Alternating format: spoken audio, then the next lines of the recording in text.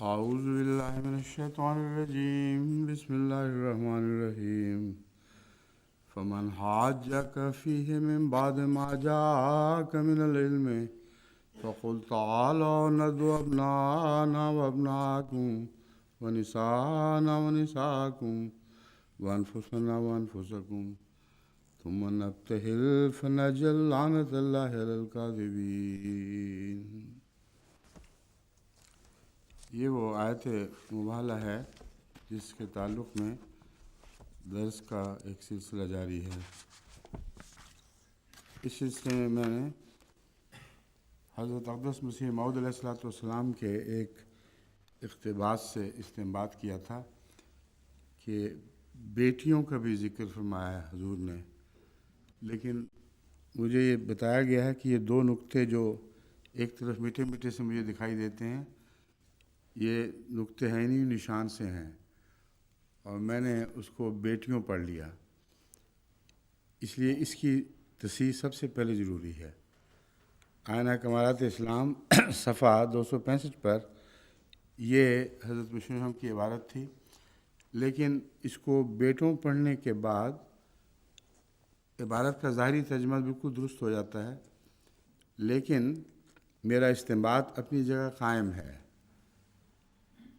اس استنباط پر فرق نہیں پڑتا، کیونکہ نساء لفظ کو میں مردوں اور عورتوں دو جنسوں کے طور پر رکھتا ہوں اپنے پیش نظر، اور اسی وجہ سے شاید میرا رجحان تھا بیٹیاں پڑھنے کا، تو میں نے بیٹیاں بھی پڑھ لیا۔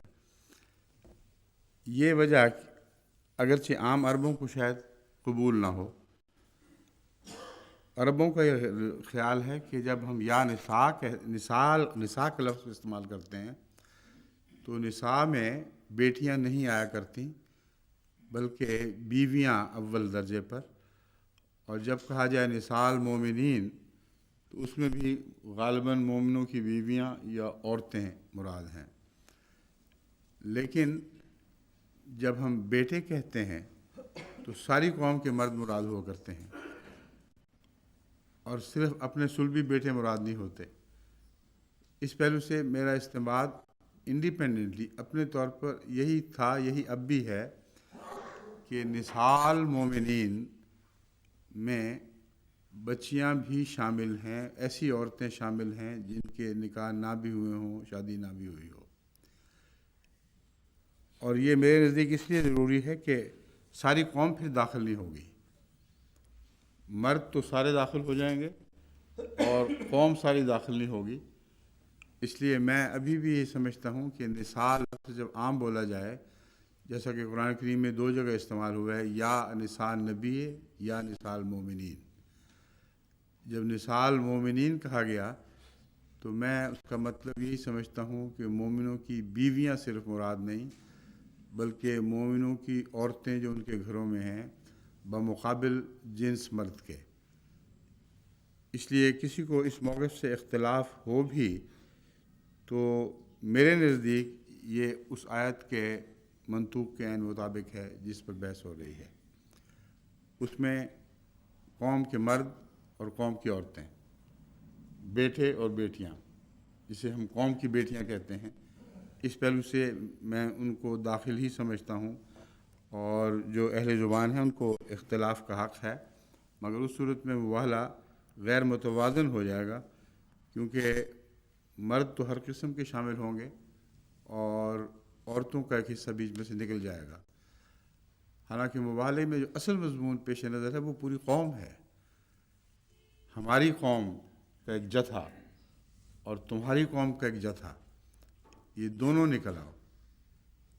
اس لیے وہ درستی تو میں نے کر دی، بیٹیوں کا لفظ یہاں نہیں ہے، مگر جو میرا مسلک ہے وہ اپنی جگہ اسی طرح اس بنا پر قائم ہے جو میں دلائل اب آپ کے سامنے رکھ رہا ہوں۔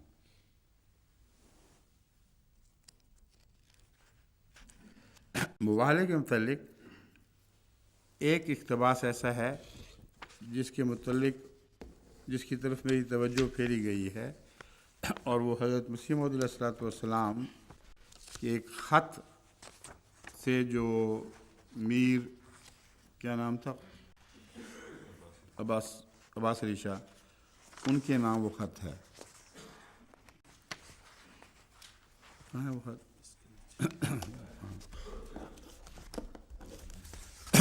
یہ ساری جو بحث گزر رہی ہے اس میں ان روایات کی میں نے تردید کی ہے بڑی سختی سے جو شیعہ روایات ہیں اور جو مسلمان سنی لٹریچر میں بھی راپ آ گئیں اور آیت کے ظاہر منطوق سے بالکل ٹکرا رہی ہیں.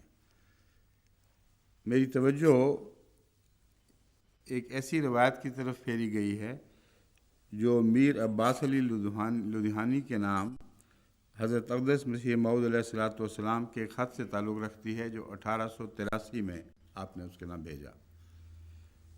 اس ذکر میں حضرت مسیح علیہ السلام فرماتے ہیں ظاہر ہوتا ہے کہ انوار روحانی کا ایک سخت چمکارہ بیگانہ محض پر بھی جا پڑتا ہے جیسے ایک عیسائی نے جب کہ مبالغہ کے لیے وسلم کے سلم ماں حسنین و حضرت علی و فاطمہ عیسائیوں کے سامنے آئے دیکھ کر اپنے بھائیوں کو کہا مبالغہ مت کرو. یہ روایت وہ روایت ہے جو سنی لٹریچر میں راہ پا گئی تھی. حضرت مسیح موعود علیہ الصلوۃ والسلام نے اس روایت کو مباہلے میں حسین اور حضرت علی اور حسنین اور فاطمہ کی شمولیت کے ثبوت کے طور پر پیش کیا ہی نہیں. یہ لوگ نظر انداز کر دیتے ہیں.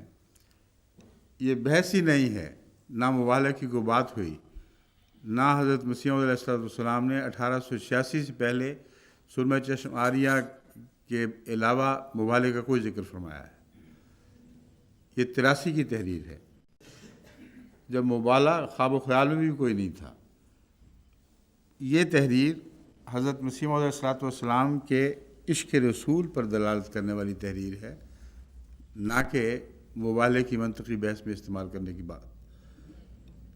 حضرت مسیح علیہ السلام اگر اس روایت کو سچا سمجھتے تو اپنی مبالغے کی تحریروں میں کسی ایک جگہ بھی اس کو داخل فرماتے.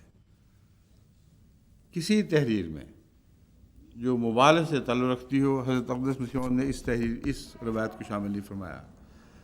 جو عشق رسول والی بات یہ ہے وہ یہ کہ رسول اللہ صلی اللہ علیہ وسلم کا کہ ہر حسن پر رسول اللہ صلی اللہ علیہ حضرت مسیح علیہ السلام کی نظر پڑتی تھی ایک حرص کے ساتھ کہ یہ بھی ہے آپ میں، یہ بھی ہے، اور اپنے محبوب کے حسن کے جلووں میں آپ کھوئے جاتے تھے.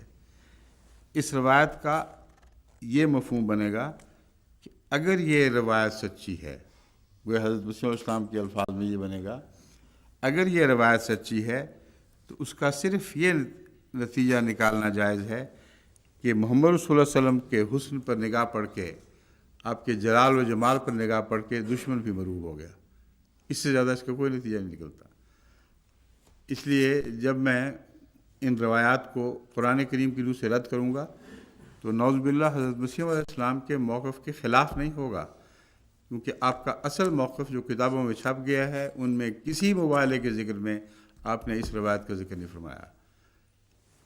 محض اس خیال سے اس موقع پر ذکر فرمایا ہے کہ دیکھو محمد رسول اللہ کا حسن، اگر یہ روایت سچی ہو تو حضرت محمد رسول اللہ کے حسن نے غیروں کو بھی مغلوب کر دیا. اس سے زیادہ کوئی نتیجہ نہیں ہے. اس لیے کوئی یہ خیال نہ کرے کہ گویا یہ اس کے خلاف ہے.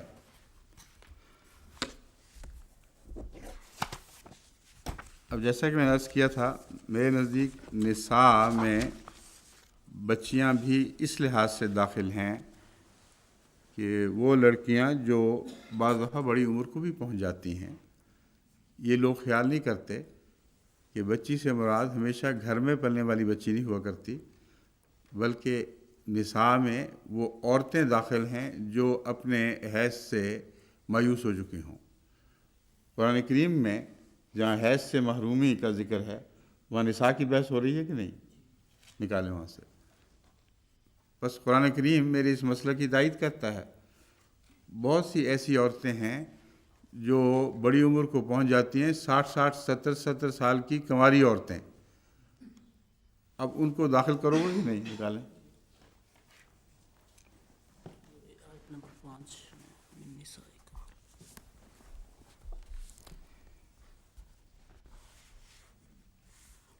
واللائی یئسن من المحیض من نسائکم ان ارتبتم فعدتہن ثلاثۃ اشہر واللائی لم یحضن وأولاۃ الأحمال أجلهن أن يضعن حملهن ومن يتق الله يجعل له من أمره يسرا ذلك أمر الله أنزله إليكم ومن يتق الله یہ نہیں ہے وہ جہاں وہ عورتیں جو حیض سے محروم رہ جائیں شادی شدہ کے علاوہ ان عورتوں کا ذکر کہاں ذکر ملتا ہے؟ کسی تعلق میں وہ ذکر موجود ہے جو میرے ذہن میں ہے. میری مراد یہ ہے کہ کیا اہل زبان ان عورتوں کو جو 60 سال کی عمر کو پہنچ گئی ہوں اور شادی نہ کی ہو اور حیض کا آنے کا سوال ہی نہ رہے، پردے کے تعلق میں ان کا ذکر ہے. ایسی عورتیں اگرچہ اس عمر کو پہنچے گی مگر ان سے پردہ نہیں کیا جائے گا جب وہ بالکل مایوس ہو جائیں حیض سے بھی. سمجھیں؟ وہ عورتیں ہیں کہ نہیں، نصاب میں داخل ہیں کہ نہیں، اور کنواریاں بھی ہیں اور کنوارے رہتے رہتے اس عمر کو پہنچ گئی کہ پھر حیض آ بھی نہیں سکتا، اس وقت وہ پردے میں ڈھیل کر دیں تو کوئی حرج نہیں.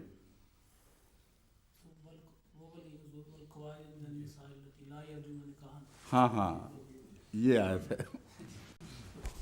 اس لیے اللہ کے فضل سے جو قرآن کریم کی جگہوں کی یادداشت ہے مضامین کی، وہ میری بالکل پختہ ہے، اگرچہ حوالہ فوراً اس طرح نظر نہیں آتا جیسے حفاظ قرآن کو نظر آ جاتا ہے. یہ ہے وہ والقواعد من النساء اللاتی لا یرجون نکاحا فلیس علیہن جناح ان یضعن ثیابہن غیر متبرجات من زینہ وان یستعففن خیر لہن. یہ آیت ہے، بالکل قطعی ثبوت اس بات کا جو میں پیش کر رہا ہوں. نساء کے لفظ میں قرآن کریم ایسی معمر عورتوں کو داخل فرما رہا ہے اتنی قطعیت کے ساتھ کہ کوئی ذی ہوش اس کا انکار نہیں کر سکتا. داخل فرما رہا ہے جن کی عمر اتنی آگے بڑھ گئی کہ حیض آنے سے ہی مایوس ہو چکی ہیں، ان کو اجازت ہے کہ اپنی اوڑھنیاں ڈھیلی کر لو، اتار لو، پردہ ویسا سخت نہ کرو. اب بتائیں یہاں لفظ نساء ہے کہ نہیں؟ بس اہل عرب جو چاہیں کہیں، میں تو قرآن کا غلام ہوں. قرآن کریم نے جب لفظ نساء میں غیر شادی شدہ عورتوں کو داخل فرمایا ہے اور یہ آیت اس کا قطعی ثبوت ہے، پھر جو چاہے جتنا مرضی لغت کا اعتراض کرے، مجھے اس کی کوڑی کی بھی پرواہ نہیں. بس میرا نساء سے استنباط اس بنا پر بہت قطعی تھا، اس لیے حضرت مسیح علیہ السلام کی تحریر میں لفظ بیٹیوں پڑھا گیا. مگر میں جانتا ہوں کہ مسیح علیہ السلام کی جیسی قرآن کے معارف پر نظر تھی ویسی کسی اور کی نہیں ہے، اس لیے آپ لفظ عورت کو ان معنوں میں نساء لے رہے ہیں جو میں بیان کر رہا ہوں. سمجھ گئے ہیں؟ اس لیے اب یہ جھگڑا تو اب ختم ہو گیا. اب میں باقی حصہ شروع کرتا ہوں. حضرت اقدس مسیح موعود علیہ السلام کی طرف سے مختلف دعوتیں دی گئی ہیں مباہلہ کی. اس کی تفصیل اس جگہ درج ہے جو غلطی سے ہونے لگا تھوڑی کام. ہاں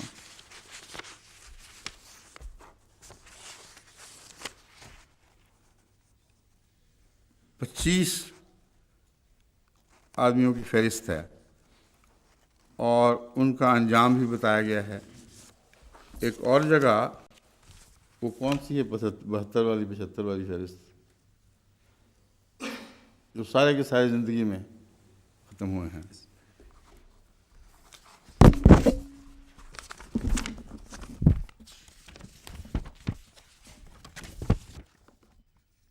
یعنی لمبی فہرست بھی لگی ہوئی تھی صاحب. ہاں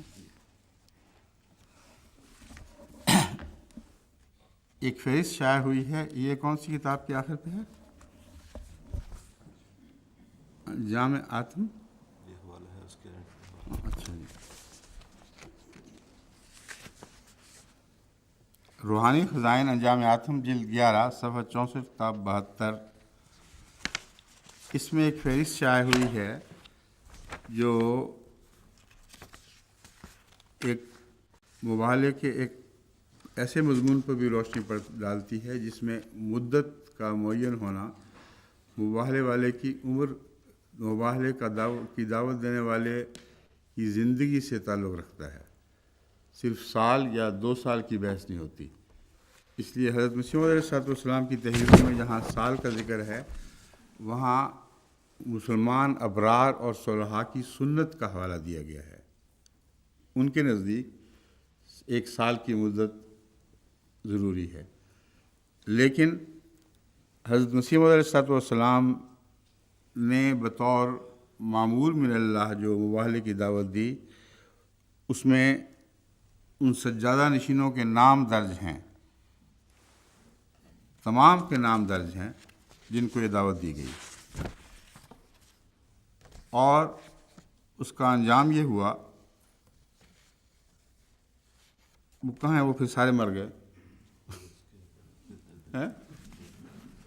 سارے مر گئے تو دکھائیں نا، اصل چیز وہ ہے. یہ سارے نام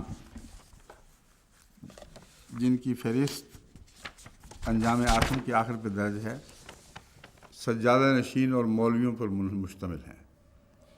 بڑے بڑے چوٹی کے سجادہ نشین، بڑے بڑے چوٹی کے مولوی، ان سب کا نام تھا.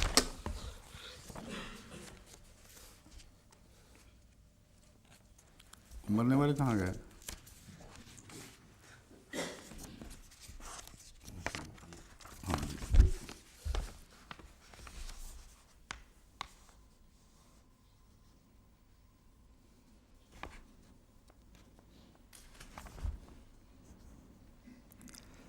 حقیقت الوحی کی اشاعت کے وقت جو 1907 میں ہوئی، مولویوں میں سے جن کی فہرست کتنی لمبی ہے، یہ اس کا تو لکھا ہوا ہے، ہاں، یہ ساری تحریر میں ساری بات کھل آ جائے گی.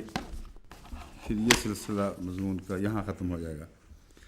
انجام آتم 1896 میں حضرت اقدس مسیح موعود علیہ السلام نے مولویوں، پیروں اور سجادہ نشینوں کو نام بنام دعوت مباہلہ دی تھی. یہ میں نے فہرست آپ کو دکھا دی ہے امید طور پر. ان کی تعداد 106 ہے. 106 مولویوں اور سجادہ نشینوں کے نام آپ نے دیکھے ہیں. مولوی 58 تھے اور پیر فرتوت وغیرہ 48. فرتوت کا لفظ میرے منہ سے نکل گیا. پیر وغیرہ 48 تھے، تو یہ کل 106 بنتے ہیں. اب اندازہ فرمائیں مباہلے کا جلال. حضرت مسیح موعود علیہ السلام اس کثرت سے لوگوں کو مباہلہ کے چیلنج دے رہے ہیں کہ کوئی بڑا مولوی یا پیر باقی نہیں چھوڑا، اور کامل یقین ہے کہ اپنی زندگی میں خدا مجھے کامیاب کرے گا، ان کو نامراد کر کے دکھا دے گا. یہ ہے مباہلہ اصل. اور اس مباہلے میں ان سب کا آمنا سامنا ہونا بھی ضروری نہیں تھا. اس لیے یہ جو خیال کرتے ہیں مولوی یا بعض لوگ رسول السلام کی بعض تحریرات سے استنباط کرتے ہیں کہ گویا آمنا سامنا ضروری ہے، یہ ضروری نہیں ہے. ضروری ہے اس مرسل کے لیے جو خدا نے بھیجا ہو، اور اس کے لیے اپنا موقف بیان کرنا ضروری ہے، جیسا کہ رسول اللہ صلی اللہ علیہ وسلم نے بیان فرمایا. لیکن مباہلے کے متعلق قطعیت سے مسیح علیہ السلام بارہا لکھ چکے ہیں، اور یہ میرے سامنے یہ مثال موجود ہے کہ ان کا اکٹھا آمنے سامنے ہونا ضروری نہیں تھا. ان کو مباہلے کا جو چیلنج دیا گیا ہے اس کا چیلنج عمر کے ساتھ تعلق رکھتا تھا. بس سال والی شرط بھی یہاں پیش نظر نہیں ہے، نہ جگہ کی شرط پیش نظر ہے. حضرت مسیح موعود علیہ السلام اپنی عمر کے اندر ان لوگوں کے رسوا، ناکام اور ذلیل ہونے کا دعویٰ کر رہے ہیں، اور 106 مولوی اور سجادہ نشین اس فہرست میں شامل ہیں جو سارے ہندوستان میں پھیلے پڑے ہیں. اور کامل یقین ہے کہ میں اکیلا موت کا شکار نہیں ہوں گا جب تک ان میں سے بھاری اکثریت پہلے موت کا شکار نہ ہو چکی ہو۔ اب یہ دعویٰ کسی انسان کا خدا سے تعلق کے بغیر کام ہے، یہ ہو ہی نہیں سکتا۔ بس مواہلہ کے متعلق یہ مولوی جتنے چاہیں شور مچائیں، اس بات کا کوئی جواب کسی کے پاس نہیں ہے کہ حضرت مسیح موعود علیہ السلام کے اس مبالغے کے نتیجے میں یہ وبال اتنوں پر ٹوٹا، اور حضرت مسیح موعود علیہ السلام جو عمر کے ایک بڑے حصے کو پہنچ چکے تھے، آپ کلیتاً بے خوف زندگی گزار رہے ہیں، اور آپ جانتے ہیں کہ خدا کا ہاتھ آپ کو آپ کی زندگی میں دشمنوں کی رسوائی دکھائے گا۔ یہ وہ ہے ساری تحریر، اس کا پس منظر میں نے بیان کر دیا، اب غور سے سن لیجیے۔ نام بنام دعوت مباہلہ دی تھی، ان کی تعداد 106، مولوی 58، پیر وہی 48، اور حقیقت الوحی کے اشاعت کے وقت جو 1907 میں ہوئی، مولویوں میں سے صرف 20 زندہ تھے۔ 106 جن کو دعوت دی گئی تھی۔ حقیقت الوحی میں اگرچہ تعداد 52 لکھی گئی ہے، مگر دراصل جیسا کہ ہم نے یہاں لکھا ہے 58 مولویوں کے نام درج ہیں، اور وہ دیکھ کر ہمارے علماء نے نکالے ہیں۔ وہ کہیں غلطی سے لفظ 58 52 ہو گیا ہے، جیسا کہ یہ غلطیاں اس قسم کی میں بھی کر جایا کرتا ہوں۔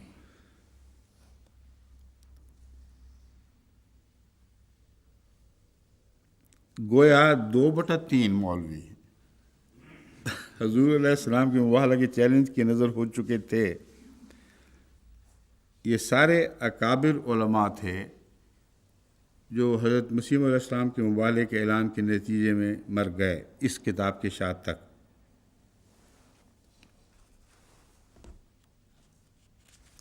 اور پھر وہ باقی ہیں ان 20 میں سے جو بچے تھے، جو اس حقیقت الوحی کی اشاعت کے بعد مشیر صاحب کی زندگی میں موت کا شکار ہو گئے۔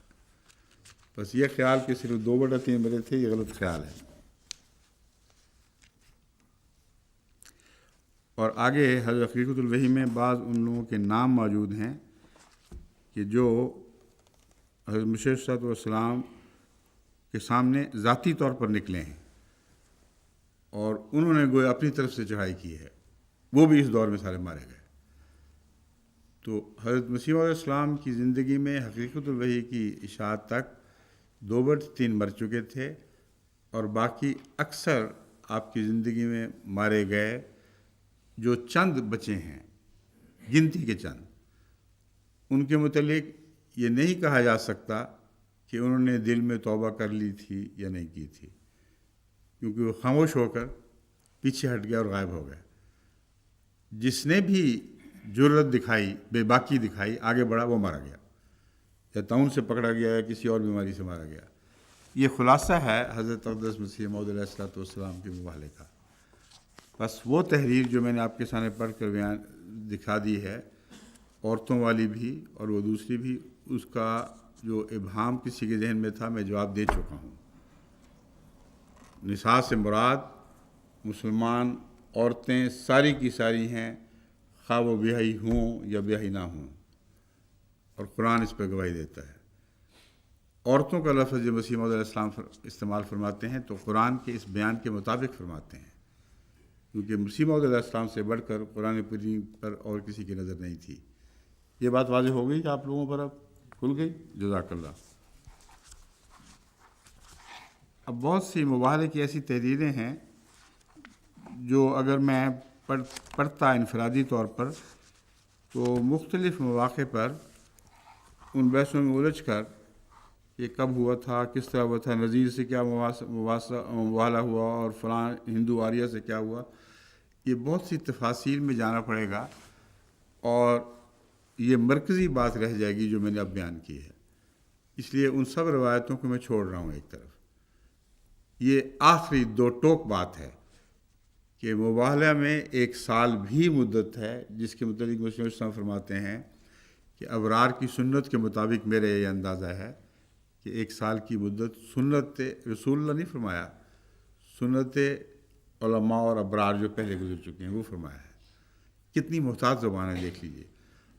اور فرمایا 1 سال کی مدت بھی ہے، لیکن اپنا جو مباہلہ کیا ہے آخری، اس میں تمام علماء شامل ہو گئے ہیں، جگہ کا کوئی کی تعین نہیں اور 1 سال کی مدت کا کوئی ذکر نہیں، مدعی کی زندگی میں یہ واقعہ ہونا ضروری ہے۔ یہ وجہ ہے کہ اس آیت میں سال کا ذکر نہیں، کیونکہ حضرت صلی اللہ علیہ وآلہ وسلم سے اگر وہ مباہلہ کرنے کی جرت کرتے تو سال کی بحث نہیں تھی، ایک بھی ان میں سے، ہر ایک ان میں سے رسول اللہ صلی اللہ علیہ وسلم کی زندگی میں پکڑا جاتا۔ یہ ہے اصل استنباط۔ بس زندگی اور سال کے متعلق جو ابہام لوگوں کے دلوں میں ہے وہ اس وجہ سے دور ہو جانا چاہیے۔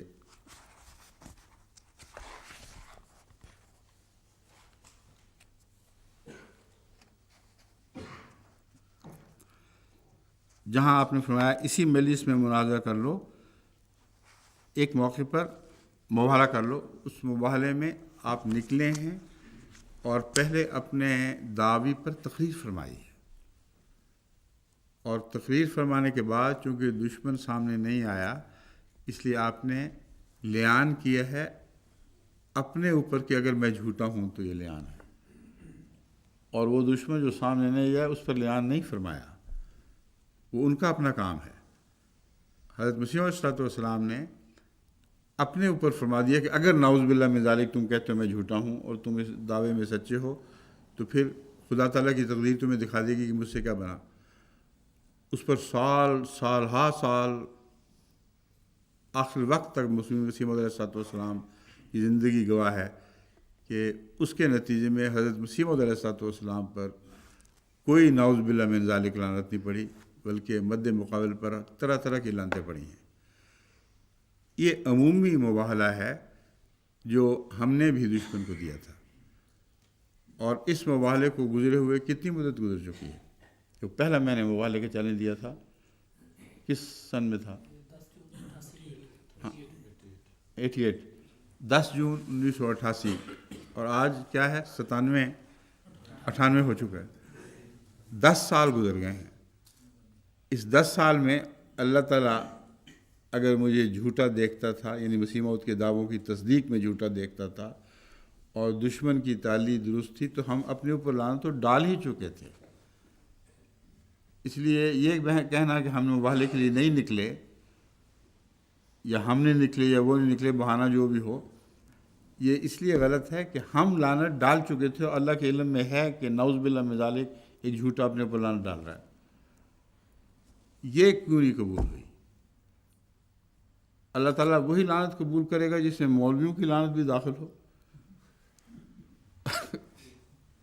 ایک دعویٰ دار خود مباہلے کا اعلان کر رہا ہے اور لعنت ڈال رہا ہے کہ اگر میں جھوٹا ہوں تو یہ لعنت مجھ پر اور میری جماعت پر پڑے، اور جن لعنتوں کا ذکر ہے اس کی تفصیل شائع ہوئی ہے، اور ان میں سے ایک لعنت بھی اس 10 سال کے عرصے میں نہ مجھ پر پڑی نہ میری جماعت پر پڑی۔ اب بتائیں مولوی مباہلے کو کہاں لے جائیں گے؟ اس لیے ان سب باتوں کے بیان کے بعد اب میں اس آیت کریمہ کو دوبارہ پڑھتا ہوں اور اس سے بے تکلف وہ استنباط کروں گا جو میں اس سے ہمیشہ کرتا رہا ہوں۔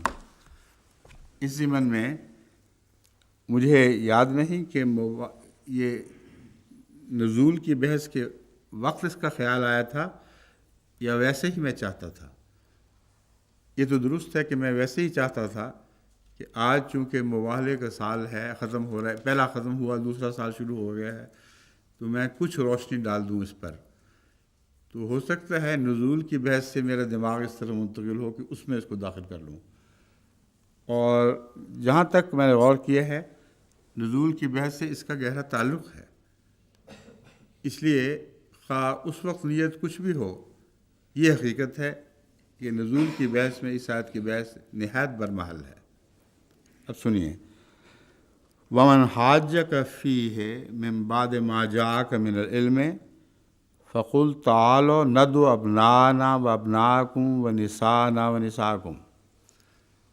یہاں آیت کا ظاہری منطوق یہ ہے، پس جو تیرے اس اعلان کے بعد جو تو نے کیا ہے اس مجلس میں، یعنی نجران کے عیسائیوں کے سامنے جو تو نے اپنے موقف پیش کیا ہے، اگر اس کے بعد بھی تجھ سے کوئی جھگڑا کرے، من بعد ما جاءک من العلم، بعد اس کے کہ تجھ پر اللہ کی طرف سے یہ واضح علم آ چکا ہے کہ یہ جھوٹے ہیں اور تو سچا ہے،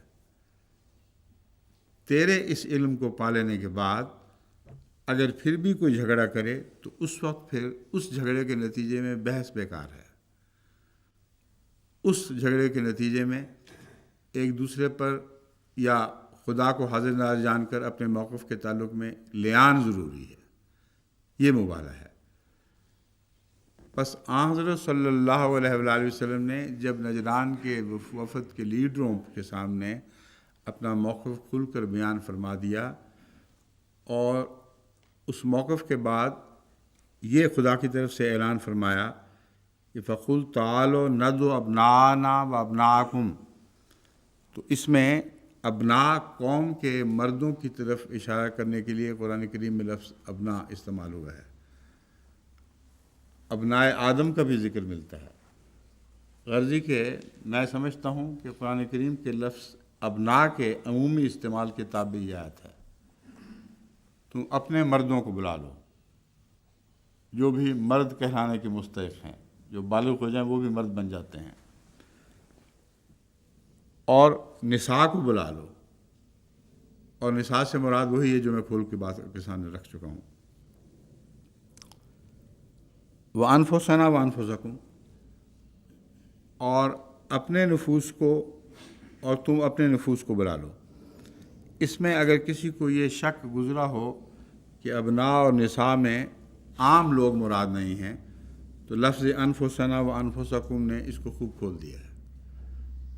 مراد یہ ہے کہ تم اپنی جانیں جتنی بھی ہیں، یعنی پوری قوم کی نمائندگی کرنے والی، ان کو بلاؤ، اور ہم اپنی جانوں کو بلا لیتے ہیں۔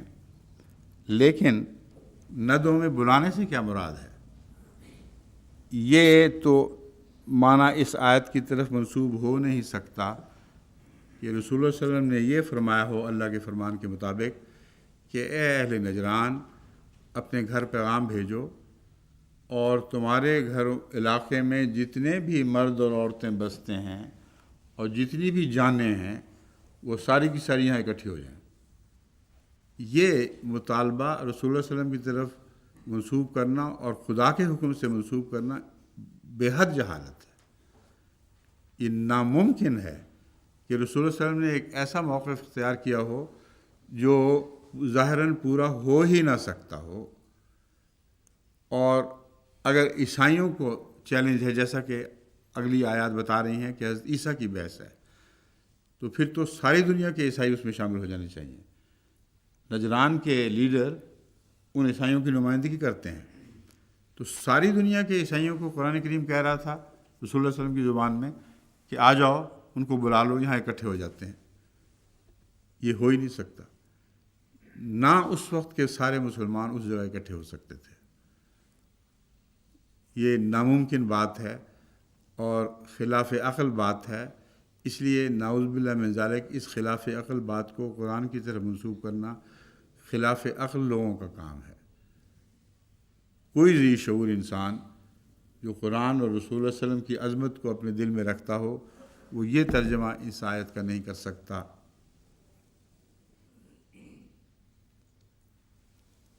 ثم نبتہل فنجل لعنت اللہ علی الکاذبین، یہ نہیں فرمایا کہ ایک دوسرے پر لعنت ڈالو، فرمایا لفظ الکاذبین کو پکڑ لو۔ اس میں تو کسی کو اعتراض ہو ہی نہیں سکتا۔ جھوٹوں پر خدا کی لعنت یہ تو عام مضمون ہے جو سارے قرآن میں چل رہا ہے۔ اس موقع پر لعان ہی ہے دراصل جو مرکزی نقطہ ہے ان آیات کا، اور صرف جھوٹے پر لعنت کا مطالبہ کیا گیا ہے۔ اور جب جھوٹوں پر لعنت ہو تو وہ جھوٹے نمائندہ ہونے ضروری ہیں، ورنہ مباہلے کی یہ آیت اپنے منطوق کے لحاظ سے بے معنی ہو جائے گی۔ اس لیے یہ دوسرا پہلو اس سے نکلتا ہے کہ اگر سرداروں کو مباہلے کا چیلنج دیا گیا ہے، تو اسی صورت میں ممکن ہے کہ ان کی قوم ان کے ساتھ ہو۔ اگر ان کی قوم ان کے ساتھ ہے اور ان کو اپنا سردار سمجھ کر یہ اختیار دیتی ہے تو پھر یہ مباہلے کا چیلنج معنی رکھتا ہے۔ اگر قوم ان کو اختیار ہی نہیں دیتی تو پھر یہ مباہلے کا چیلنج کوئی معنی نہیں رکھتا۔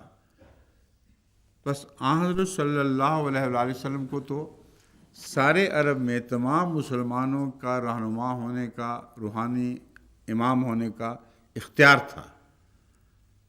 ان لوگوں کو یہ اختیار بھی نہیں تھا جن کو چیلنج دیا گیا ہے، ان کو نجران کے ایک محدود علاقے کے لوگوں کی نمائندگی کا اختیار تھا،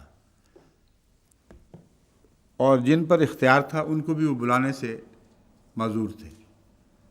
بس بلانے سے مراد اعلان عام مراد ہے۔ ان سب کو پیش نظر رکھ کر جن کے تم نمائندہ ہو، اعلان عام کرو کہ ہم ان کی نمائندگی میں آپ کو ہر اس دعوے میں جھوٹا سمجھتے ہیں جو آپ نے ہمارے سامنے پیش فرمایا ہے، اور یقین رکھتے ہیں کہ آپ نے اپنے آپ کو جھوٹا سمجھنے کے باوجود یہ اعلان کیا ہے۔ یہ دوسرا پہلو ہے جو بڑی قطعیت سے ثابت شدہ ہے۔ بس اگر نعوذ باللہ من ذالک ایک مدعی یہ کوئی دعویٰ کرتا ہے اور اپنے موقف کو کھول دیتا ہے اور مخالف کے لوگ اس کو جھوٹا سمجھنے کے باوجود، اس خیال کے باوجود کہ وہ جان کر جھوٹ بول رہا ہے، اپنے موقف پر اصرار کرتے ہیں، تو ان سے اس قسم کے مباہلے کے سوا کوئی چارہ نہیں رہتا۔ لیکن مباہلہ قوم کے نمائندوں سے ہوگا، اس قوم کے نمائندوں سے ہوگا جو ان کو اپنا نمائندہ تسلیم کرتے ہوں، اور مباہلے کے لیے وہاں اکٹھا ہونا ضروری نہیں ہے، جیسا کہ نجد کے وفد کے لیے ممکن ہی نہیں تھا کہ وہ سارے وہاں اکٹھے ہو جاتے۔ بس ندوہ میں ایک اعلان عام ہے، تم اپنے ماتحت ساری قوم کو شامل کر لو، ہم اپنے ماتحت ساری قوم کو شامل کر لیتے ہیں، مرد اور عورتیں، بیاہتا اور غیر بیاہتا، جو بھی ہماری قوم کا سرمایہ ہے، یہ سارا اس مباہلے کا شکار ہوگا اگر مباہلہ کرنے والا جھوٹا نکلا۔ اور عمر کی وجہ جیسا کہ میں نے بیان کی ہے، سال کی وجہ یہ ہے کہ رسول اللہ علیہ وسلم کی عمر پیش نظر ہے۔ حضرت صلی اللہ علیہ وآلہ وسلم کی زندگی تک اس مباہلے کا فیصلہ ہو جانا چاہیے تھا، لیکن وہ تو بھاگ ہی گئے، اس لیے موقع پیش نہ آیا۔ بعد میں جو لوگوں نے 600-700 سال کے بعد حدیثیں گھڑی ہیں، انہیں رسول اللہ علیہ وسلم کی طرف ایسی ایسی باتیں منسوب فرمائی ہیں جن کو یہ آیات قطعیت سے جھٹلا رہی ہیں کہ پرندے اور چرندے اور پتے اور گھاس، وہ ہر چیز جو زندہ ہے وہ ساری جل کر ہلاک ہو جائے گی۔ یہ اس آیت کا دعویٰ نہیں ہے، یہ مولویوں کا دعویٰ ہے، اس لیے وہ اس دعوے کو ثابت کرنے کے لیے جو چاہیں کریں۔ ہم نے اپنے مضمون کو خوب کھول دیا ہے۔ کیوں کوئی پہلو رہ گیا باقی اس کا؟ اچھا جی، ابو نعیم کی جنہیں اب چھوڑیں تو اس قصے کو۔ ہاں، اب آپ کے نزدیک وقت باقی ہے اور میں وقت سے پہلے بات ختم کر چکا ہوں۔ میرے نزدیک یہ اللہ کی حکمت ہے کہ وقت باقی ہے، کیونکہ ایک انتہائی ضروری بات جو سورہ فتح سے تعلق میں نے بیان کرنی تھی وہ نظر انداز ہو گئی، اور وہ بات وہی ہے جس کے متعلق حضرت مسیح موعود علیہ السلام کے اس اقتباس میں اشارہ موجود ہے کہ اس موقع پر جو خدا تعالیٰ کا وعدہ ہے وہ ہمیشہ کی بات کی آنے والی فتوحات کا وعدہ ہے، اور کسی ایک فتح کا وعدہ نہیں۔ اس عبارت کو پڑھنے میں تو میں نے غلطی کوئی نہیں کی نا، یہی عبارت ہے نا۔ اب دیکھیں اس کا وہ آخری حصہ کتنا ضروری تھا میرے لیے آپ کے سامنے پڑھ کر سنانا، جو سورہ فتح کا آخری حصہ ہے، اور حضرت مسیح موعود علیہ السلام کے اس موقف کو انتہائی تفصیل سے بیان کرتا ہے، اور جماعت احمدیہ کا ذکر اس میں موجود ہے۔ اس لیے اس صورت میں اس حصے کو چھوڑ دینا یہ اس صورت کا حق ادا کرنے والی بات نہ بنتی۔ اب میں وہ آخری حصہ جو چھٹ گیا تھا وہ آپ کے سامنے پڑھ کے سناتا ہوں۔ هو الذی ارسل رسولہ بالہدی ودین الحق لیظہرہ علی الدین کلہ وکفی باللہ شہیدا۔ محمد رسول اللہ صلی اللہ علیہ وآلہ وسلم جن کو وعدہ دیا جا رہا ہے، اس وعدے کا یہ خلاصہ ہے۔ وہ ذات جس نے اپنے رسول کو ہدایت اور حق دین حق کے ساتھ بھیجا ہے، اس لیے بھیجا ہے لیظہرہ علی الدین کلہ۔ صرف عربوں پر فتح کی بحث نہیں ہو رہی، محض علاقوں پر فتح کی بحث نہیں ہو رہی، اس لیے بھیجا ہے کہ اسے تمام ادیان باطل پر جو رسول اللہ علیہ وسلم کے دین اور قرآن کے دین کے مخالف ہیں ان پر غالب کر دے۔ یظہرہ میں مراد رسول اللہ علیہ وسلم لیتا ہوں، لیکن بعض لوگ کہتے ہیں دین الحق مراد ہے۔ جو بھی مراد ہو، غلبہ محمد رسول اللہ کا ہی ہوگا۔ لیظہرہ یہ فتح کا وعدہ ہے جو عظیم الشان فتح ہے، جس کی کوئی فتح دنیا میں کبھی کسی کتاب میں مذکور نہیں ہوئی۔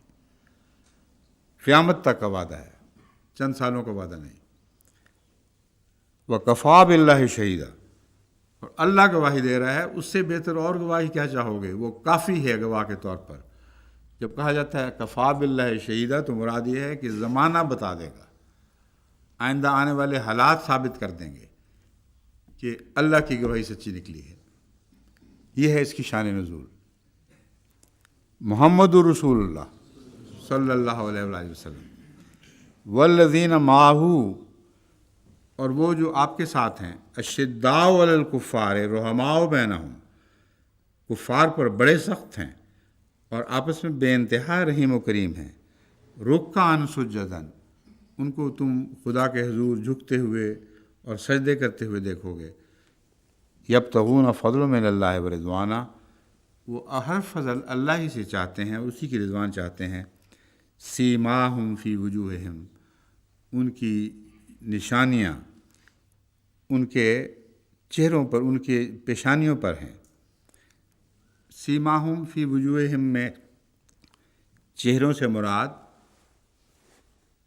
یہ تو کہا جائے سیماہم سے مراد سجدے کی نشانیاں بھی لیا گیا ہے، مگر فی وجوہہم میں وجوہ کا وہی معنی لیتا ہوں جس میں شان شامل ہوتی ہے۔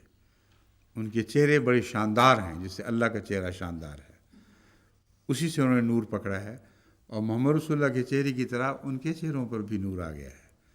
تو اس پہلو سے میں سیماہم کا ترجمہ سجدے کے گٹے نہیں لیتا، بلکہ سجدوں کے نتیجے میں جو پیشانیوں پر نور ابھر آتا ہے وہ مراد لیا کرتا ہوں۔ ذالک مثلہم فی التوراۃ، یہ ان کی مثل تورات میں بیان ہوئی ہے۔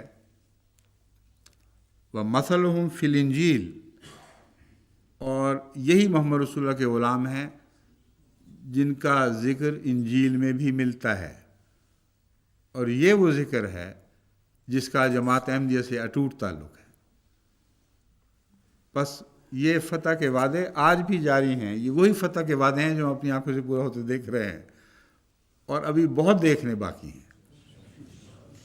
یہ شان ہے اللہ تعالیٰ کی طرف سے اس آیت کی کہ اس زمانے سے لے کر قیامت تک کی ساری باتیں جو ظہور پذیر ہونی تھیں وہ حضرت محمد رسول اللہ کے فتح کے وعدے میں داخل فرما دیں۔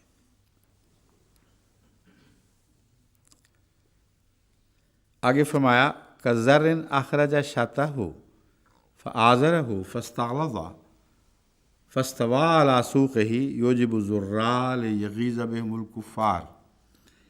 انجیل میں جو وعدہ دیا گیا تھا وہ لازماً بعد کے زمانے کا وعدہ ہے، ان آیات کریمہ سے ثابت ہو رہا ہے۔ یہاں بھی شان نزول کے لیے کسی اور حدیث، کسی اور حوالے کی ضرورت باقی نہیں رہتی۔ انجیل کے حوالہ جو قرآن کریم میں دے رہا ہے وہ فرما رہا ہے محمد رسول اللہ کے غلام اس طرح پھوٹیں گے کَزَرٍ أَخْرَجَ شَطْأَهُ، جیسے روئیدگی اپنے ڈنٹل نکالتی ہے۔ اس طرح یہ لوگ پھوٹیں گے، اور ان کے اس پھوٹنے میں ایسا احتمال پایا جائے گا کہ دشمن چاہے تو ان کو پاؤں تلے رون دے، یعنی خواہش کرے گا۔ اب رسول اللہ صلی اللہ علیہ وآلہ وسلم کے ساتھ رجال جو ساتھ شامل تھے وہ اس طرح تو نہیں پھوٹے، وہ تو جیسا کہ تورات کا وعدہ تھا بڑی شان کے ساتھ ایک آتشی شریعت لے کے رونما ہوئے ہیں، اور دیکھتے دیکھتے انہوں نے سارے عرب پر غلبہ پا لیا ہے۔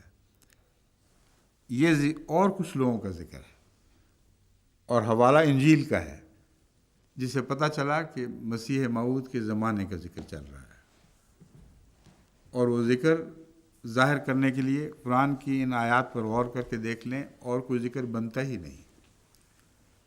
اخرج شطہ فآزرہ فاستغلظ فاستوى علی سوقہ، یہ ساری باتیں بیان فرمانے کے بعد فرمایا ہے یوجب الزراء لیغیظ بہم الکفار۔ یہ ساری چیزیں کھیتی بونے والوں کو خوش کرتی ہیں، اور وہ جمع کا صیغہ ہے۔ صاف مراد ہے کہ اس زمانے میں کثرت سے لوگ دعوت اللہ میں مصروف ہوں گے، اور یہ دین الہی رسول اللہ صلی اللہ علیہ وسلم کے دین کے بیج بوئیں گے جگہ جگہ، اور جب وہ بیج نکلیں گے تو بڑا خوش ہوں گے۔ کثرت کے ساتھ ایسے لوگ پیدا ہونے کا دعویٰ ہے، اور جب وہ خوش ہوں گے تو ان کی خوشی کفار کو غیظ دلائے گی۔ جتنا وہ خوش ہوں گے اتنا ان کو آگ لگتی جائے گی، اور کہیں کچھ نہیں بگاڑ سکیں گے۔ یہ مضمون اس زمانے پر اطلاق پا رہا ہے، اور دشمن کے معاندانہ کوششوں کے باوجود اس مضمون میں کوئی بھی وہ فرق نہیں ڈال سکتے۔ کہاں ان کو یہ توفیق ملی ہے کہ جماعت احمدیہ کے ذراء، یعنی سارے وہ جماعت کے داعین اللہ جنہوں نے ہاتھوں تھیلیوں میں بیج ڈالے ہوئے ہیں احمدیت کے، اور جگہ جگہ پھینکتے پھر رہے ہیں، کہاں ان کو توفیق ملی ہے کہ ان کی راہ روک سکیں؟ قیدیں کر دیتے ہیں، مار بھی دیتے ہیں، مقدمے بھی بنا دیتے ہیں، مگر یہ قافلہ اسی طرح آگے بڑھتا چلا جا رہا ہے، اور اس قافلے کو روکنے، اس کے قدم تھامنے کی ان کو ہمت نہیں ہے۔ 10 سال ہو گئے ہیں مجھے یہ باتیں کہتے ہوئے۔ 10 سال میں ایک دن دکھائیں کہ جب ان ذراء کے قدم یہ مولوی روک سکے ہوں۔ ایک ملک دکھائیں جس ملک میں ان ذراء کے قدم ان مولویوں نے روک دیے ہوں۔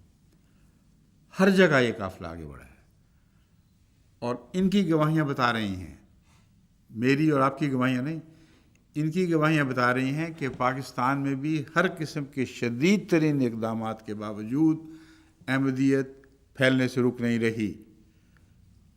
آج جو یہ چٹھیاں لکھ کے گورنمنٹ کے پاس دوڑے پھر رہے ہیں، کہیں سندھ سے، کہیں بلوچستان سے، کہیں پنجاب سے، کہیں صوبہ سرحد سے، کہ اے حکومت عقل کرو، ہوش کے ناخن لو، تم نے جو کچھ کرنا تھا کر لیا، ہم نے جو کچھ کرنا تھا کر لیا، یہ پھر بھی بڑھ رہے ہیں، ان کو پکڑو، ان کو روکو، ان کو قتل کرو۔ اگر میرا یہ دعویٰ جھوٹا تھا تو یہ مولوی کیا باتیں کر رہے ہیں؟ کیوں شور ڈالا ہوا ہے؟ قیامت مچائی ہوئی ہے۔ یہاں تک کہ ہمیں بعض اعلیٰ نمائندوں سے جو حکومت میں داخل ہیں یہ پیغام ملا کہ ہم اپنی مصیبت میں الجھے ہوئے ہیں، شیعہ سنی فساد پھیل رہے ہیں جگہ جگہ، اور غیر حکومتیں بھی دخل دے رہی ہیں، تم پاکستان کے ہمدرد تو ہو، دل میں وہ جانتے ہیں، خدا کے لیے کچھ دیر کے لیے ہمارے لیے معاملہ آسان کر دو۔ یعنی اتنا زیادہ نہ آگے بڑھو کہ مولوی بے قرار ہو کر الٹ کے ہمارے اوپر پڑے۔ ان کے منہ بند کرنے کی خاطر تھوڑی دیر کے لیے خدا کے لیے ہمارے لیے سہولت پیدا کر دو۔ یہ پیغام ایک خطی ذریعے سے مجھے ملا، اور میں نے اس کے جواب میں کہا ہم ایک وعدہ کرتے ہیں کہ جان بوجھ کر ایسی حرکت ہرگز نہیں کریں گے کہ جو حکومت کی امن و امان کی کوششوں کی راہ میں کسی طرح مخل ہو، مگر وہ حق دین کا جو اللہ نے ہمیں دیا ہے ہر اس احتیاط کے ساتھ ضرور استعمال کریں گے۔ کیونکہ اس کے بغیر ہمارا چارہ نہیں ہے، حکم الہی کی تابع ہیں۔ اللہ کے اذن کو دوسرے مسالے کی خاطر نظر انداز کر ہی نہیں سکتے، ہم میں یہ طاقت ہی نہیں ہے۔ اس لیے ہم سے وہ مطالبہ نہ کرو جو پورا کرنے کی ہم استطاعت نہیں رکھتے۔ ہم آپ کی خوشی میں حائل نہیں ہونا چاہتے۔ آپ کو ہم سے جو ملک کی خاطر توقعات ہیں ہم ضرور پوری کریں گے، اور اس کے مطابق میں نے تمام پاکستان کی جماعتوں کو ہدایت دی ہے کہ خواہ اپنے حقوق بھی چھوڑنے پڑیں، یعنی عام روزمرہ کے شہریوں کے حقوق، جس حد تک ممکن ہے ایسی صورتحال پیدا نہ کریں جس کے نتیجے میں حکومت کو دو محاذوں پر لڑنا پڑے۔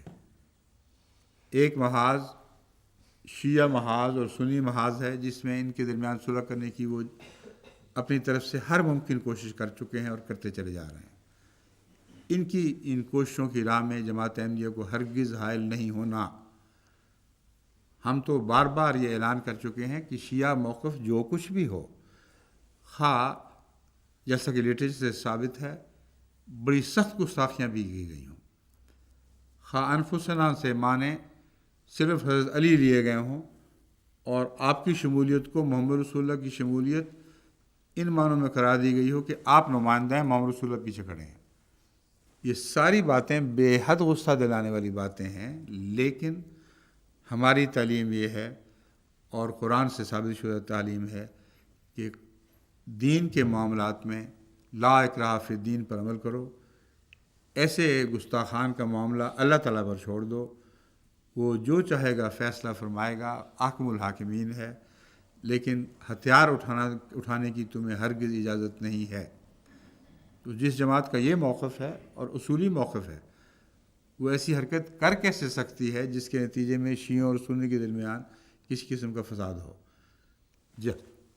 سارے درس میں آپ سب لوگ گواہ ہیں، جہاں جہاں بھی اس کا ذکر چلا ہے وہاں بلا استثناء میں نے یہ نصیحت کی ہے بڑی زور کے ساتھ کہ ان باتوں کو سن کر خدا کے لیے ناحق مشتعل نہ ہونا، کیونکہ قرآن اس بات کو رد فرما رہا ہے کہ دین کے معاملے میں مشتعل ہو کے تم اپنے ہاتھ میں تلواریں پکڑ لو۔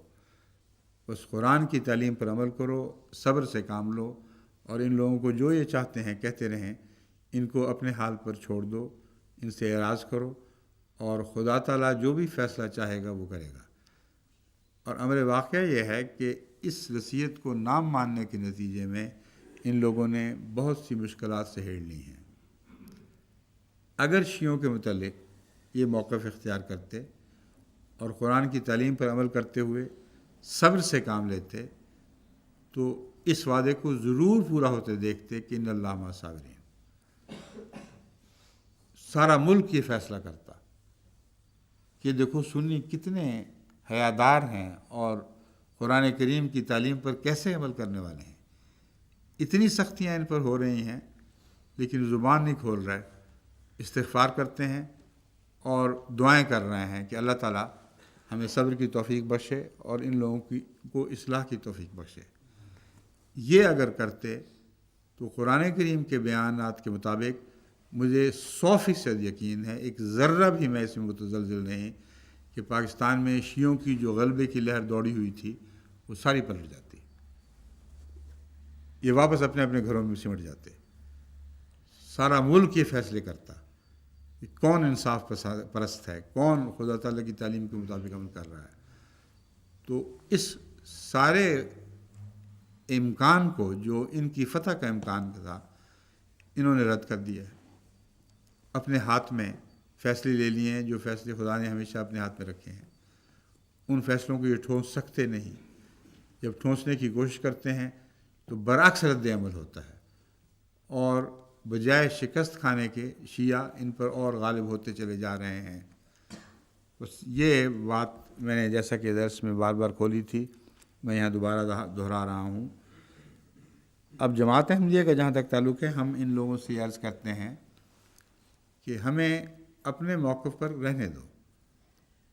ہم آپ کے معاملات میں جیسا کہ میں نے کھول دیا دخل بالکل نہیں دیتے، لیکن خدا نے ہم سے جو ساری دنیا میں آگے بڑھنے کا وعدہ فرمایا ہے، اس وعدے کے متعلق یاد رکھو کہ ہم اس پر عمل کرنے پر مجبور ہیں. یہ وعدہ کرتے ہیں کہ جیسا کہ قرآن کریم نے بار بار حکمت کی طرف توجہ دلائی ہے، ہم حکمت کو اختیار کریں گے اور صبر کو اختیار کریں گے. ہماری طرف سے ایک وجہ بھی ایسی ظاہر نہیں ہوگی جس کے نتیجے میں دشمن کو اشتعال ہو. یہ ہمارا وعدہ ہے. لیکن اللہ کی تقدیر نے جو وعدہ کیا ہوا ہے وہ اپنی جگہ ضرور پورا ہوگا. ان سب باتوں کے باوجود ہم نے نہیں پھیلنا ہے. تو اس کو روک نہیں سکتے. کہاں کہاں روکو گے؟ اور یہ پھیلنے کا وعدہ یہاں جا کر اپنے عروج کو پہنچتا ہے. لِیَغِیظَ بِهُمُ الْکُفَّارُ. کفار کو بڑا طیش آئے گا، انکار کرنے والوں کو بہت غصہ آئے گا. اب ہم اس کو کہاں لے جائیں؟ بتائیں.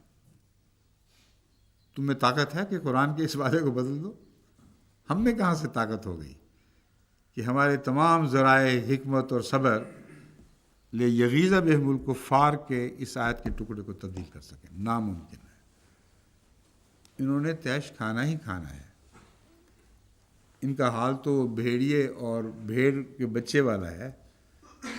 جنہوں نے طیش کا فیصلہ پہلے کر رکھا ہو وہ بہانے بعد میں ڈھونڈا کرتے ہیں. یہ وہ مضمون ہے جو مجھے حضرت اقدس محمد رسول اللہ صلی اللہ علیہ وآلہ وسلم کے اس مکالمے کی طرف لے جاتا ہے میرے ذہن کو جو حضرت ابو طالب سے ہوا. ابو طالب یہ سمجھے بیٹھے تھے کہ وہ روک ہیں، اور ابو طالب کی چھتری اگر نہ ہوتی تو نعوذ باللہ من ذالک محمد رسول اللہ صلی اللہ علیہ وسلم ہلاک ہو سکتے تھے. حضرت محمد رسول اللہ صلی اللہ علیہ وسلم بڑے شکریہ کے ساتھ وہ باتیں قبول فرما رہے تھے، لیکن آپ کا دل کچھ اور جانتا تھا. آپ کا دل اس یقین پر قائم تھا کہ یہ لوگ اپنے غیظ میں ضرور بڑھیں گے، بڑھتے رہیں گے، کیونکہ میرا دعویٰ ایسا ہے جو ان کو غیظ دلا رہا ہے. یہی حال اب بھی ہے. لیکن ساتھ یہ بھی جانتے تھے کہ اس غیظ سے بچانے والا میرا خدا ہے اور ابو طالب نہیں ہے. یہ آپ کے اخلاق حسنہ کا کمال ہے کہ اس وقت تک خاموشی سے دیکھ رہے ہیں اور گزر کر رہے ہیں، اور ابو طالب کو جو احسان کا زوم ہے کہ میں احسانات کر رہا ہوں، اس زوم میں خلل انداز نہیں ہوئے. لیکن جب ابو طالب نے چیلنج کر دیا، واقعتاً یہ سمجھا کہ میں ہوں جس نے محمد رسول اللہ اور آپ کے صحابہ پر ایک چھتری تان رکھی ہے، تو آپ نے فرمایا اس چھتری کو اٹھا لو. میں ابو طالب، اگر تمہیں یہ خیال ہے کہ تمہاری وجہ سے میں چل رہا ہوں، بالکل جھوٹ. سوال ہی نہیں پیدا ہوتا. تم نے جو کچھ کرنا تھا میں احسان کے ساتھ قبول کر رہا ہوں، لیکن اب اس چھتری کو اٹھا کے دیکھ لو. جو چاہیں یہ کفار مکہ کریں، نہ ان کی لالچ کے نتیجے میں ہم اپنے موقف کو بدل سکتے ہیں، نہ ان کے جبر کی دھمکیوں کے نتیجے میں ہم اپنے موقف کو بدل سکتے ہیں. آپ نے فرمایا خدا کی قسم اگر میرے دانے ہاتھ پر یہ سورج اتار لائیں اور بائیں ہاتھ پر چاند اتار لیں تو تب بھی میں اس دعوے سے باز جانے والا نہیں ہوں. یعنی تمام جلال و جمال کی طاقتیں جو ان کے وسط سے ان کے مقدر میں ہیں وہ میرے قدموں میں ڈال دیں تو میری ایک ٹھوکر کی نظر ہو جائیں گی، مجھے ان کی کچھ بھی پرواہ نہیں ہوگی. میں نے اپنے رب کے حسن اور جلال اور جمال کو ضرور بیان کرنا ہے. اب اس تقدیر کو کوئی ٹال نہیں سکا تھا. حقیقت یہ ہے کہ غیظ کی وجہ الہی وعدوں کا پورا ہونا ہے. یہ بات جب لوگ نظر انداز کر دیں تو ان کو معاملے کی سمجھ نہیں آتی. مجھ سے باہر کی دنیا میں جب میں سفر کرتا ہوں، بہت سے لوگوں نے یہ سوال کیے ہیں کہ بتائیں آپ کے پیچھے کیوں پڑ گئے ہیں. ایک صاحب جو بہت بڑا مقام رکھتے ہیں سیاست میں بھی، اور وہ ملوث تھے پاکستان کے معاملات میں بھی، وہ ریٹائر ہو گئے تو پھر غیر احمدی مولویوں وغیرہ کے ساتھ ان کا ملنا جلنا شروع ہوا، اسلام کی تائید میں ہو گئے. وہ اور ان کے اثر سے انہوں نے یہ سمجھا کہ ہم ضرور کوئی غصہ دلانے والی باتیں کرتے ہیں، اس لیے وہ ایک مجلس میں آئے تو مجھے سمجھانے کی خاطر انہوں نے کہا برا نہ منائیں، مگر آپ کچھ تو کرتے ہوں گے، کچھ نہ کچھ ضرور کرتے ہیں جس کی وجہ سے یہ لوگ آپ کے پیچھے پڑے ہوئے ہیں، تو کیوں نہ ہم آپس میں طے کر لیں اور وہ ان باتوں سے آپ باز آ جائیں۔ ان کو ایک طرف کی پٹی پڑھائی گئی تھی، پتہ نہیں کیا کیا احمدی کرتے ہیں، اور پوری طرح ان کو یقین تھا کہ واقعتاً ہم بھی ملوث ہیں۔ میں نے ان کو بتایا کہ ہم کیا کرتے ہیں۔ میں نے کہا آپ عیسائی مذہب سے اصولاً تعلق رکھتے ہیں، اگر مسلمانوں کو سچا بھی سمجھ رہے ہیں، لیکن عیسیٰ کیا کیا کرتے تھے جس پر دوسروں کو غصہ آیا کرتا تھا؟ وہ مجھے ذرا سمجھائیں۔ کچھ دیر وہ ڈوبے رہے مضمون میں، میں نے کہا میں سمجھ گیا ہوں۔ عیسیٰ کیا کیا کرتے تھے؟ عیسیٰ سوائے اس کے اور تعلیم نہیں دیا کرتے تھے، ایسی تعلیم کے سوا تعلیم نہیں دیا کرتے تھے جس پر کسی ہوش کو غصہ آ ہی نہیں سکتا۔ ایک گال پر تھپڑ مارو، دوسرا آگے کر دو، کون پاگل ہے جو اس پہ غصہ کرے گا؟ تو ان کو بات سمجھنے میں کافی دیر لگی، غور کرتے رہے، پھر میں نے ان کی مدد کی۔ میں نے کہا آپ ذرا تاریخ انبیاء پر، مذاہب پر نظر ڈال کر دیکھیں، غصہ محض کامیابی کی وجہ سے آتا ہے، ترقی کی وجہ سے آتا ہے، ورنہ ہزار اختلاف ان کے آپس میں ہیں، ایک دوسرے کو گالیاں دیتے، جہنم کا ایندھن قرار دیتے، جو کچھ کہہ دیں، ایک دوسرے پر ایسا غصہ کبھی نہیں آیا کہ سارے مجتمع ہو جائیں اس بات پر کہ اس پودے کو مٹانا ہے۔ یغیظ بہم الکفار، اس بات پر کبھی تم ان کو متفق نہیں دیکھو گے کہ سارے یہود فرقے اس بات پر متفق ہو چکے ہوں کہ فلاں فرقہ جو مسیح کے علاوہ ایسی باتیں کرتا ہے کہ آؤ ہم سارے مل کر اس ایک کو کچل دیں، کبھی بھی نہیں ہوا۔ حالانکہ ان کے آپس کے اختلاف اس سے بہت زیادہ شدید تھے جو حضرت مسیح کی تعلیم میں ملتے ہیں۔ بس پھر اس کو میں نے اچھی طرح سمجھایا کہ دیکھو غصہ جو آتا ہے وہ خدا کی طرف سے تائید کے نتیجے میں غصہ آتا ہے، اور اس تائید کو وہ بندے جن کی تائید ہو رہی ہے روک کیسے سکتے ہیں؟ کتنی پاگل پر کی بات ہے۔ اللہ نے ہماری تائید کا فیصلہ کر لیا ہو، ہماری تائید میں نشانات دکھا رہا ہو، اور ہم کہیں نہ اللہ میاں یہ نہ کرنا، ہمیں لوگ ماریں گے۔ اللہ تعالیٰ فرماتا ہے لوگ مجال ہے ماریں، تمہیں ماریں گے تو صحیح، مگر معمولی نقصان پہنچائیں گے، اور جماعت کے اعتبار سے تم میری حفاظت میں آگے بڑھو گے۔ اس معمولی نقصان کی سند رسول اللہ صلی اللہ علیہ وآلہ وسلم کے جہاد ہیں، اس میں چھوٹا موٹا معمولی نقصان پہنچا ہے، مگر اس معمولی نقصان کے بدلے میں جو عظیم فتح ہوئی ہے اس کی کوئی مثال تاریخ عالم سے پیش نہیں کی جا سکتی۔ ایک دفعہ میں نے گنتی کی کہ کل صحابہ اول یوم سے لے کر آخر تک شہید ہوئے ہیں، ان کی تعداد کیا ہے، اور اس کے مقابل پر فتح جو ہوئی ہے سارا عرب فتح ہو گیا ہے۔ وہ کتنی چھوٹی سی قربانی ہے جس کو ہم بڑھا چڑھا کر اس لیے پیش کرتے ہیں کہ وہ توئی ہے۔ توئی ہونے کے لحاظ سے اس قربانی کی بڑی عظمت ہے، اور حضرت مسیح موعود علیہ السلام نے اسی عظمت کی طرف اشارہ کیا ہے کہ دیکھو تو صحیح ابراہیم کا مقام کہ توئی طور پر وہ اور تعویلیں بھی کر سکتا تھا، مگر اپنے ہاتھ سے چھری اپنے بیٹے کی گردن پر رکھ دی۔ یہ قربانی ہے توئی، جس سے آگے ساری قربانیوں کی عظمت کا مضمون ظاہر ہوتا ہے۔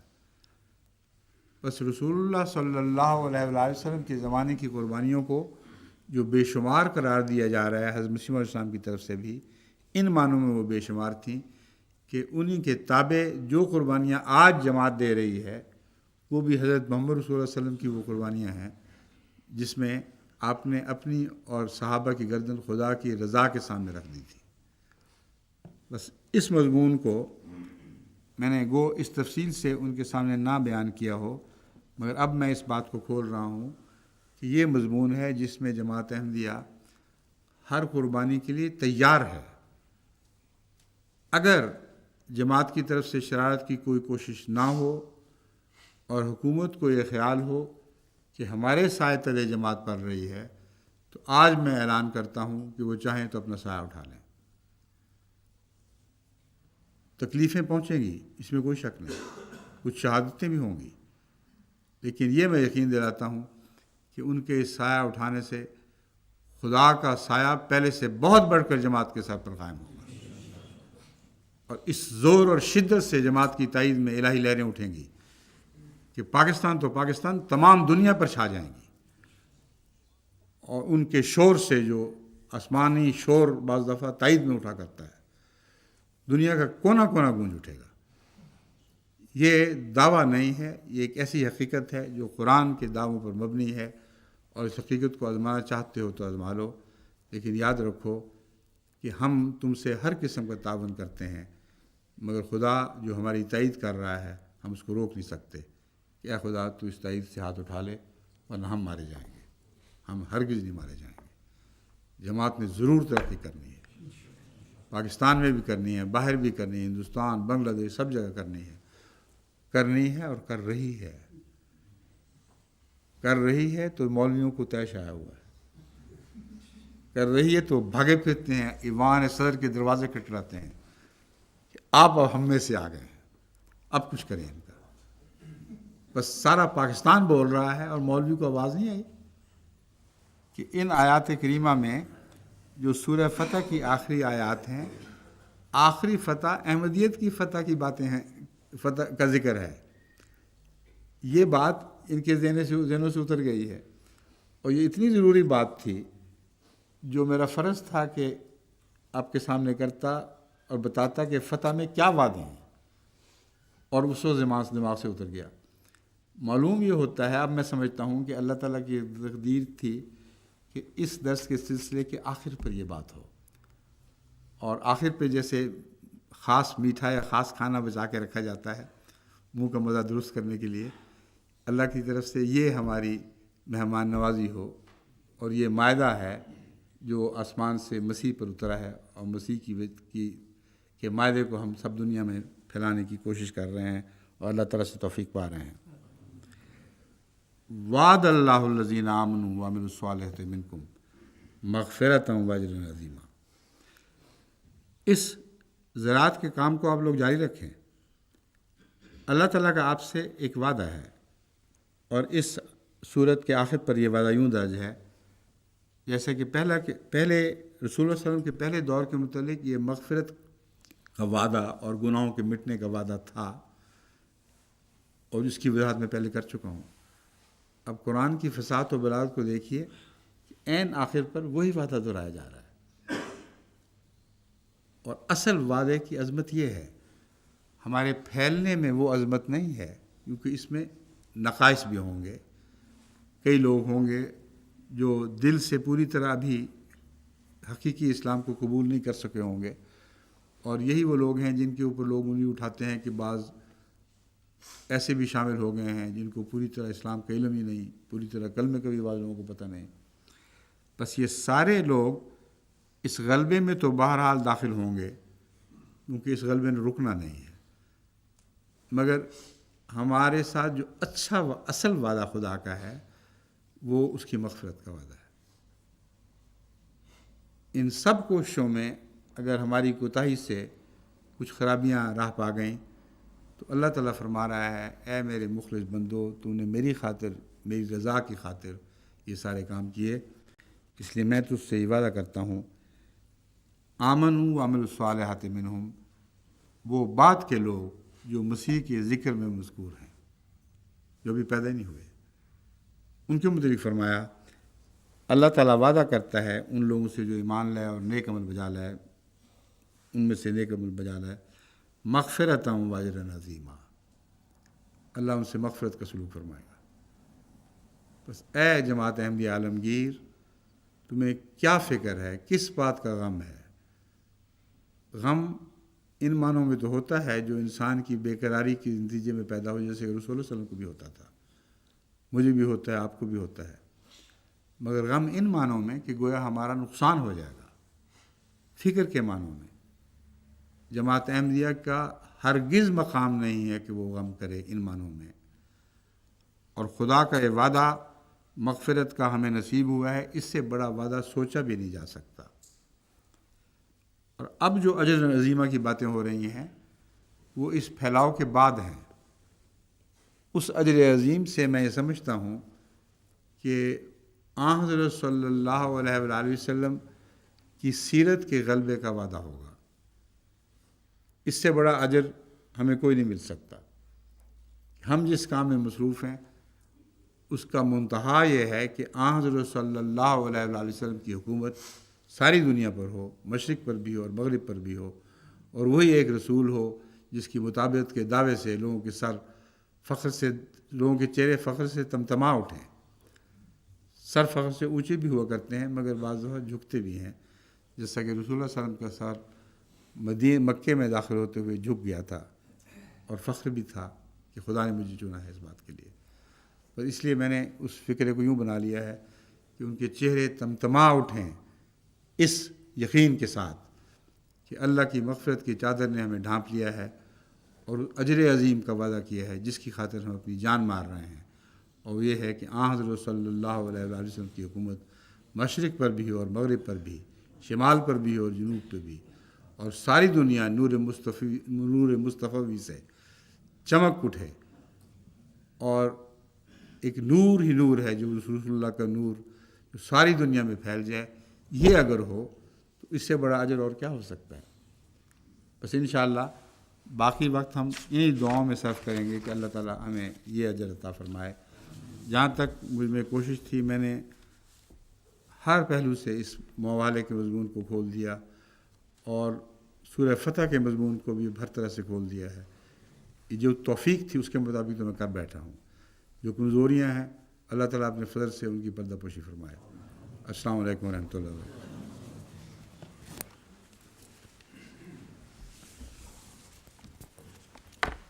جی اب جس ترتیب میں چاہیں رکھیں اس کو۔